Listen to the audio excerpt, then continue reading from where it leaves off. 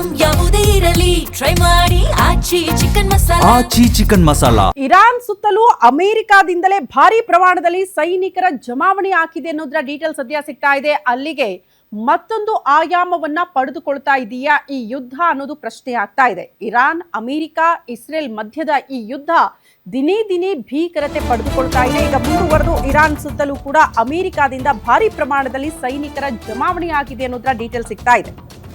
ನೌಕಾಪಡೆಯ 3500ಕ್ಕೂ ಹೆಚ್ಚು ಮರೀನ್ ಮತ್ತು ಸೈಲರ್ಗಳ ರವಾನೆ ಆಗಿದೆ ಅನ್ನೋದ್ರ ಡೀಟೇಲ್ ಸಿಗ್ತಾ ಇದೆ.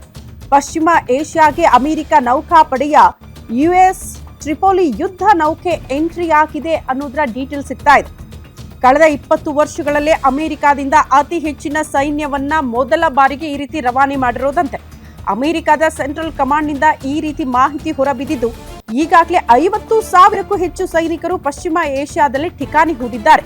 ಸೈನಿಕರಿಗೆ ವಿಶೇಷ ಹೆಲ್ಮೆಟ್ ಮತ್ತು ಗಾಗಲ್ಸ್ ರವಾನೆ ಮಾಡಿದೆಯಂತೆ. ಅಮೆರಿಕ ನೂರಾರು ಸಂಖ್ಯೆಯ ಯುದ್ಧ ವಿಮಾನಗಳು ಪಶ್ಚಿಮ ಏಷ್ಯಾಗೆ ರವಾನೆ ಕೂಡ ಆಗಿದೆ. ಇರಾನ್ ಜೊತೆ ಮಾತುಕತೆ ಹಂತದಲ್ಲಿ ಸೈನ್ಯದ ಒತ್ತಡ ಹೇರ್ತಾ ಇದೆ. ವಿಶ್ವದ ದೊಡ್ಡನ್ನ ಅಮೆರಿಕ ಅನ್ನುವಂಥ ಚರ್ಚೆಗಳು ಕೂಡ ಇಡೀ ವಿಶ್ವದಾದ್ಯಂತ ಆಗ್ತಾ ಇದೆ. ಮೊದಲ ಬಾರಿಗೆ ಇರಾನ್ ಸುತ್ತಲೂ ಕೂಡ ಅಮೆರಿಕ ಇಷ್ಟರ ಮಟ್ಟಿಗೆ ಸೈನ್ಯವನ್ನ ಕಳಿಸಿ ಸುತ್ತುವರೆದು ನಿಂತ್ಕೊಂಡಿರೋದಂತೆ ಎಲ್ಲಾ ರೀತಿಯ ಸಿದ್ಧತೆಗಳನ್ನ ಅಮೆರಿಕ ಮಾಡ್ಕೊಳ್ತಾ ಇದೆಯಂತ. ನೌಕಾಪಡೆಯ 3500ಕ್ಕೂ ಹೆಚ್ಚು ಮರೀನ್ ಮತ್ತು ಸೈಲರ್ಗಳ ರವಾನೆ ಮಾಡಿಕೊಟ್ಟಿದೆ ಅಂತೆ ಅಮೆರಿಕ. ಇದರ ಪ್ಲಾನ್ ಏನು ಅನ್ನೋದು ಸದ್ಯ ಚರ್ಚೆ ಆಗ್ತಾ ಇರುವಂತಹ ವಿಚಾರ.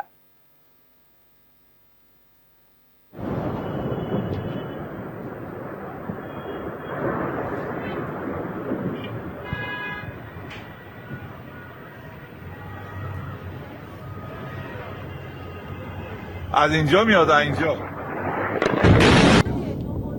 اوه یکی دیگه